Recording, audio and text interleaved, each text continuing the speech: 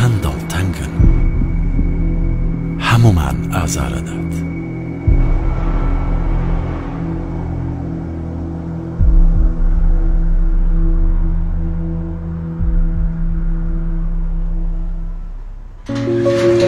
بەڵام دڵنیابن ڕۆژێک دێت دەرگای دوکانەکانمان بکەینەوە،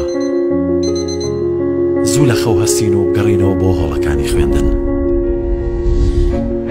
ڕۆژێک دێت بازاڕەکانمان پڕکەینەوە لە ژیان، چایخانەکانیش بە قسەی خۆش ئاودان بکەینەوە.